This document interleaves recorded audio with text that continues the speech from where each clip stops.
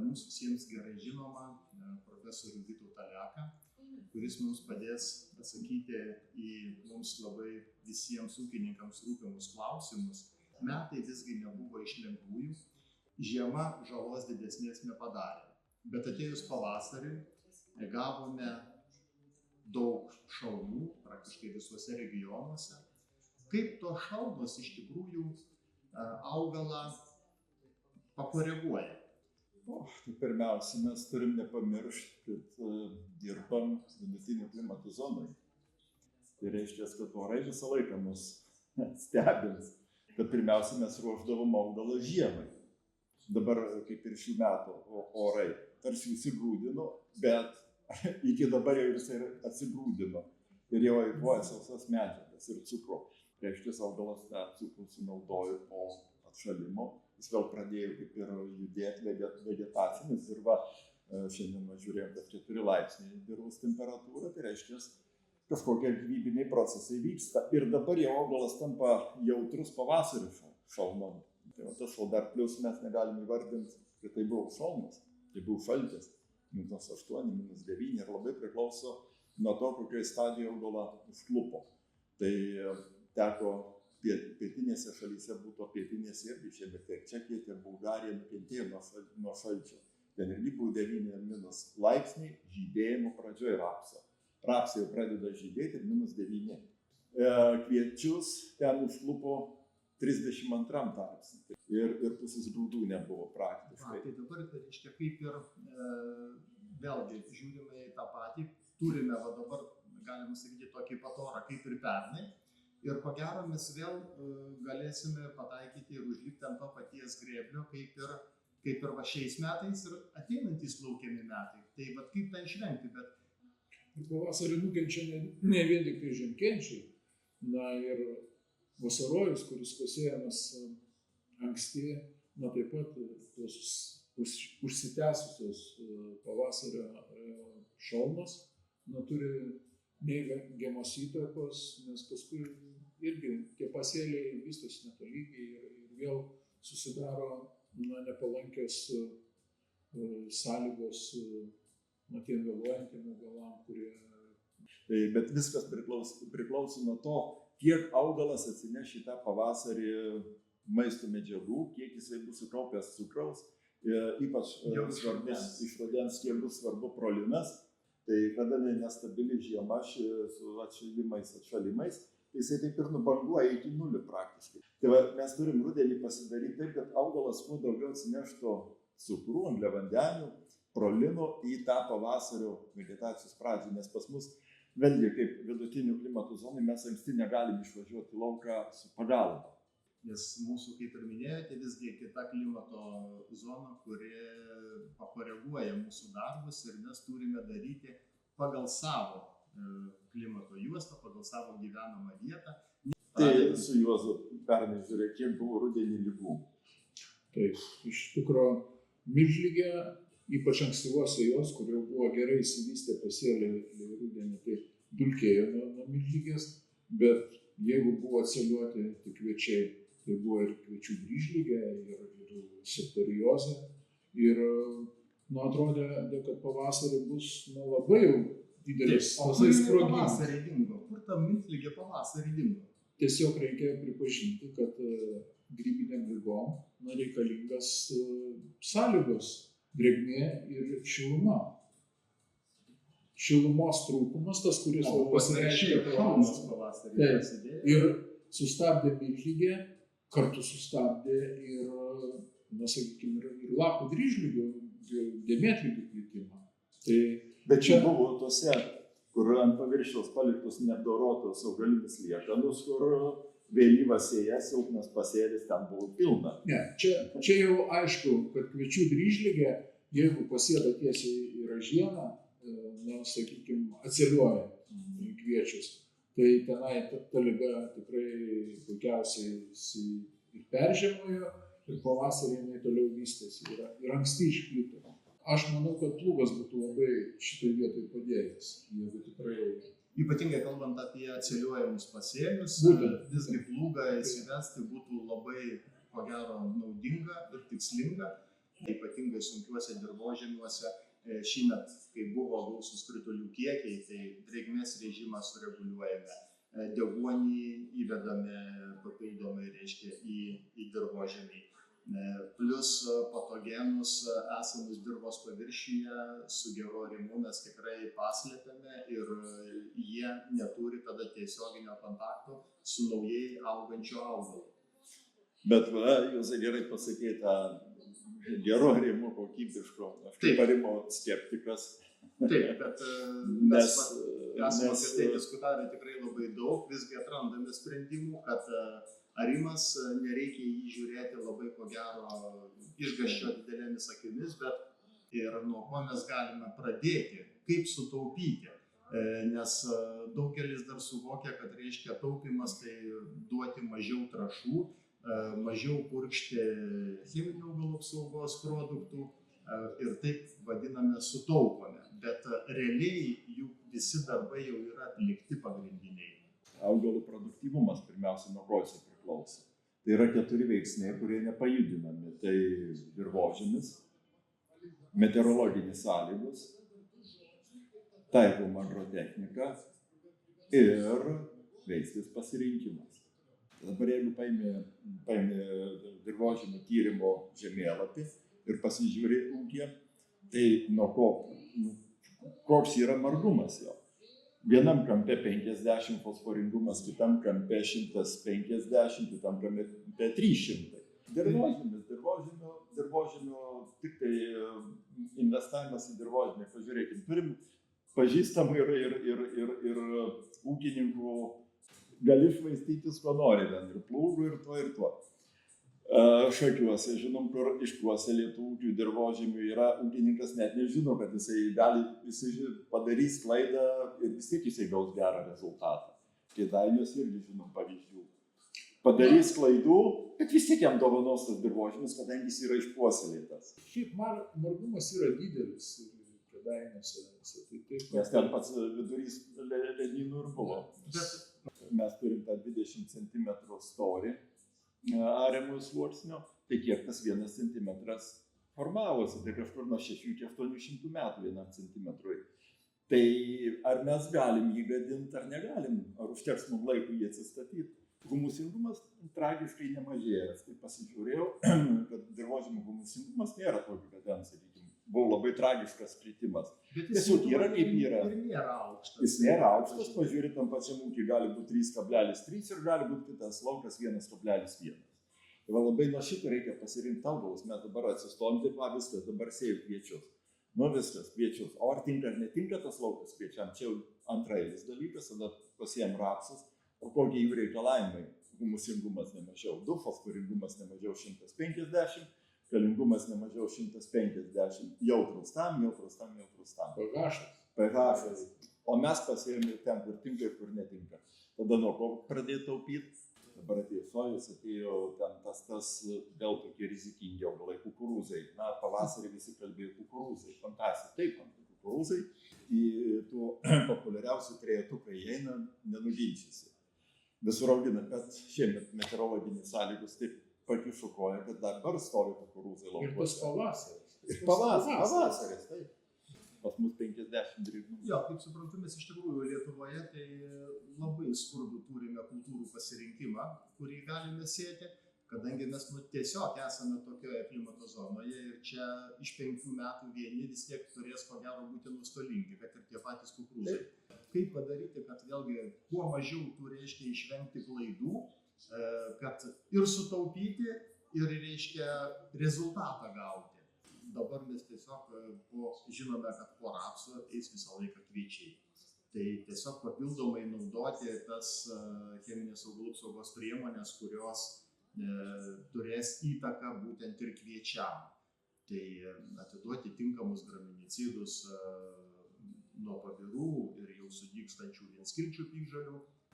Ar atliekami teisingai ir laiku darbai, jie turėtų kažkokią įtaką jūsų manymu, ar tai yra mažiausia įtaka? Tai turi būti tikslumas pirmiausiai. Augalas turi savo dėsningumus.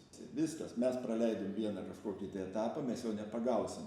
Ten tik po to galim sakyti, nu taip, čia žiūrėk, aš pasėjau nelaiku vėlai ir vis tiek ten gavosi, bet kiek reikėjo pastangų įdėti toliau, kad jam paskatinti krūmymąsi, kad ten tų žiedų butonų būtų.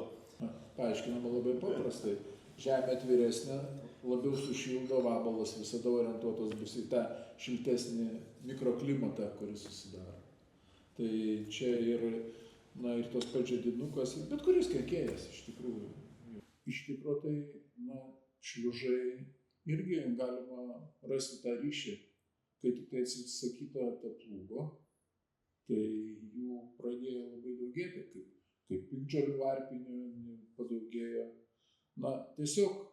Tiesiog Europos Sąjungoje, anksčiau čia buvo išleista, turbūt yra ir naujas leidimas, gera augalų apsaugos praktika, kad tokia knyga.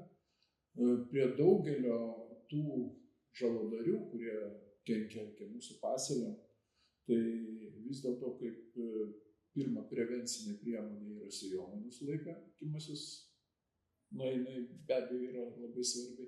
Kitas dalykas vis dėlto plūgas. Tenai yra 85% atvejų nuo piktžolių, ligų, kenkėjų, rekomendacija vis dėlto naudoti plūgą. Ir čia, aišku, jau mes ir matome, kokia dabar situacija yra.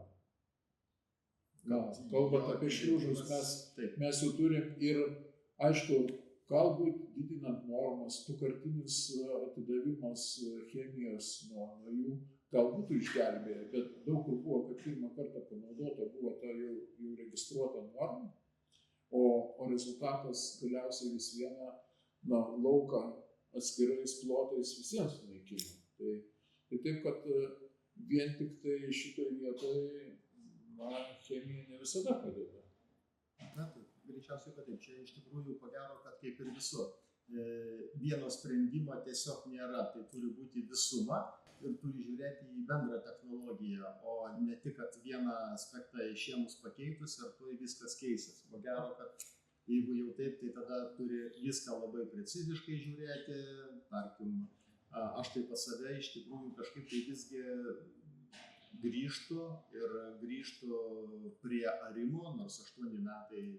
Taip ir su arimu. Jeigu tu jį pradėsi naudoti ten, kur dirvožemis tam nepasiruošęs, tai pirmiausia turi būti arimų kultūra. Tai sureguliavimas, kiek dabar mokančių reguliuoti plūgą. Vieną žmogų tikrai žinau, kuris moka gerai reguliuoti, kuris dabar užimtas be galo yra. O taip mes matom buitinį arimą, o plūgų tampymas po lauką tai dar nėra arimas. Mes pakenkiam dirvožemį absoliučiai. Tai pirmiausia struktūrą suardom, antrą sudeginam anglies daug, tai tada dėl ko padidėjo, sako, po arimo padidėjo derlingumas ten, net iki tonos. Logiška, su arimu atpalaidavom apie 30 kg azoto, 30 kg azoto kaip tik tai tona derliaus.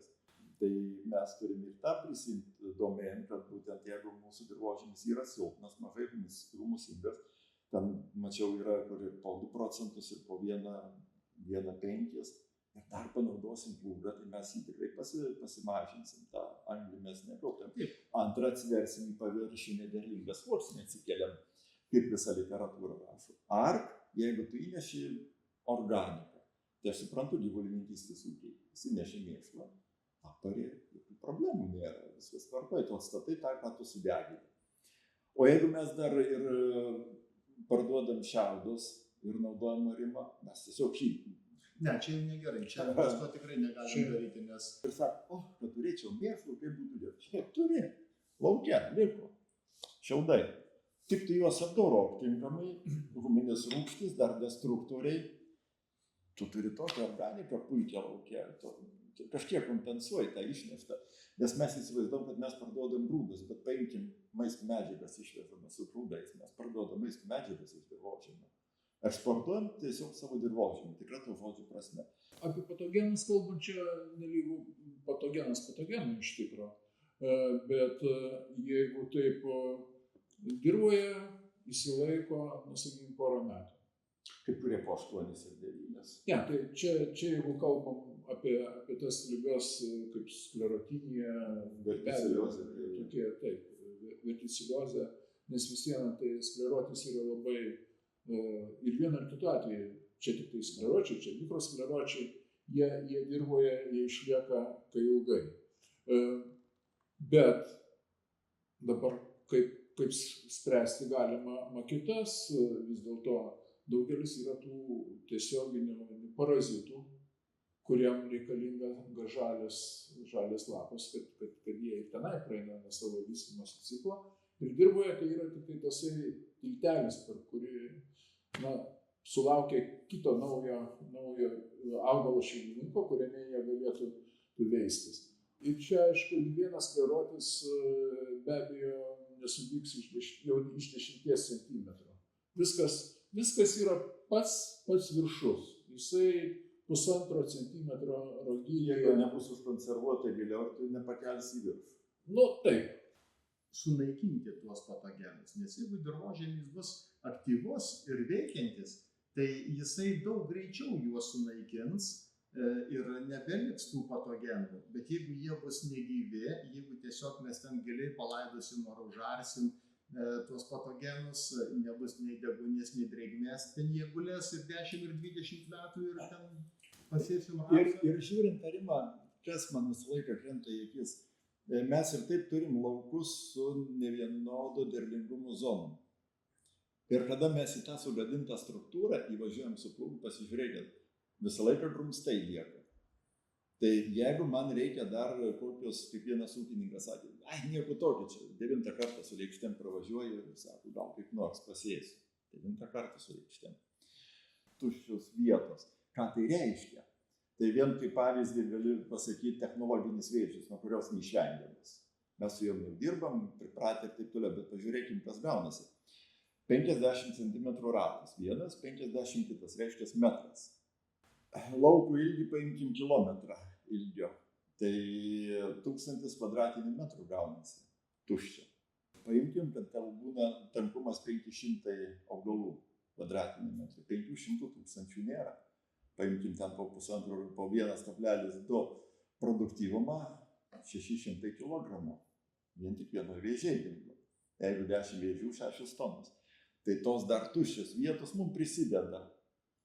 Tai reiškia, mes taip turim optimizuoti žemės dirbimą, taip pažinoti savo dirvožemį, kad mes galbūt tam lauke galime, ar to kitam lauke ir negalime. Bet kalbant apie tą, kad ir neriminę, ten vėl reikalingas mokslas.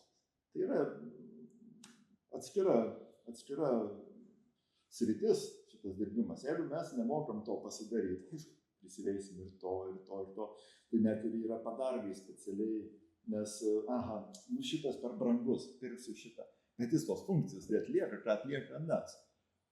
Ir tada mes ir su tuo susigadinam. Ir tada jau nežinom, kas iš tikrųjų sugadina. Mes tiesiog nugirdome kažkur tai kažkokią technologiją, čia kaip ir minėjote pradžioje, kad reiškia pagal tam tikrus atliekamus darbus pietiečiai gali, mes nugirdome, kad taip darome ir ką. Ypač vokiečiai. Ten daro vokiečiai dirvožemis. 80 balų, tai jis dar mes turim daryti būtinai, nes jie tikrai jau išlaiktų. Ir apie kokį taupymą gali tada kalbėti, jeigu jau yra darbas pradėtas nuo klaidų. Ir baisiausia, kad tu žinai, kad darai blogai, bet vis tiek darai. O gal kaip nes... Tai vat yra ir tas, kad ir dabar kukurūzai stovi lauke.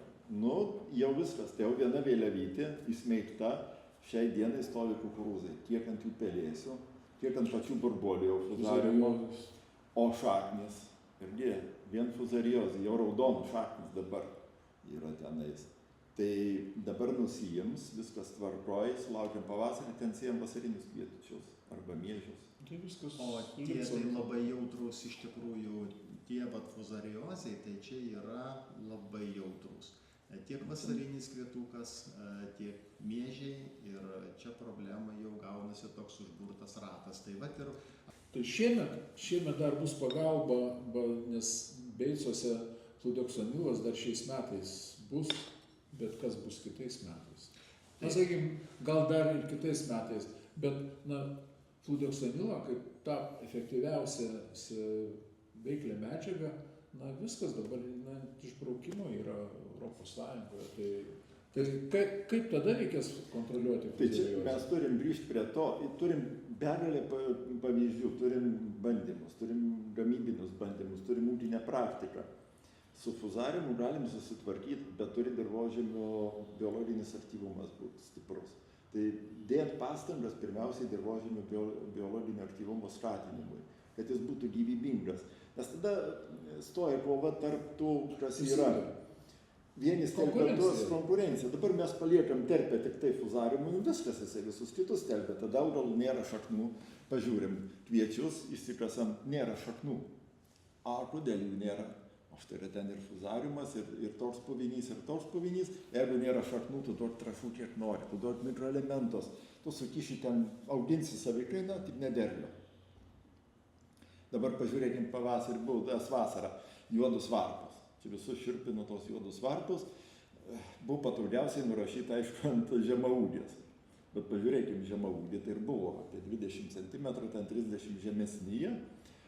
O tos juodus varpus daugiausiai iš šono išaugę ūgliai, stiebai.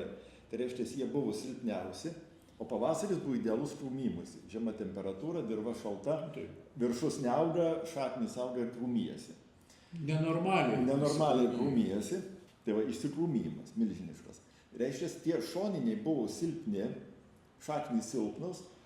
Pas mane pasėti rugsėjo 8, tai žiūrėk, viskas gerai ir gausis. Tik Vilkaviškyje kokiam rugsėjo 8, tai jau yra gerokai per anksti. Pasistūmi čia jau kas be ko.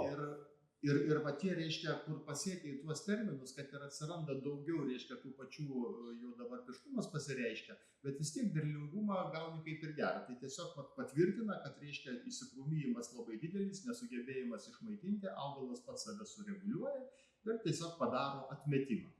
Bet jeigu jis gauna teisingą signalą, kad maisto dirvoje yra daug, jis ir nesaugo. Čia labai svarbus šitas momentas. Tai tas ankstyvas patręšimas kažkaip tai ir matom pagal vatūkius atliekamus, jisai yra svarbus ir reikalingas. Tik aišku, vėlgi jo tas laikas atidavimas, kad taip savaitę anksčiau, savaitę vėliau yra didelis skirtumas. Bet kai, jau eilė metų, kai šalnos ir gegužės vidury būna, o pavasaris ateina kovo vidury, tai per tos 2 mėnesius iš tikro, tai tą signalą turbūt ir vieną, ir kitą gauna, ir per tą laiką 2 kartus jau trąšos būna atiduotas. Jisai ten stresuojasi ir tas labai svarbu per tą laikotarpį. Azoto ir kitas dalykas, jeigu tai buvo pasėliai, sakykime, silpni, vėlyvesnė sėja, atidavus kasą didelėm normom, tai apdeginimas dar. Čia su tom deginimu, dar kai kas įsigudrino melasus įdėti tą į kasą. Tai jau kasas pats jisai tokia lipni medžiaga dėl savo savybių. O tai dar įdėjus melasus, tai dar priklijavo. Ir tada toks, bet kaip paskui gal sako, niekur, praeis viskas. O čia termometras nepagelbėtų, nes viskas labai priklauso pavasarį. Nuo temperatūros priklauso, pažiūrė, jeigu ten 4 laipsniai, tai aišku, kad maisto medžiagos bus neįsavinamas arba mažais kiekiais. Ir tą tręšimą gali optimizuoti pagal pasėlių tankumą. Ką tu prognozuoji? Nes tu žinai, susiskaičiavom augalus, kiek turim kvadratiniam metre, pasidauginam, mano derlingumas 9 tonų. Prognozuojasi.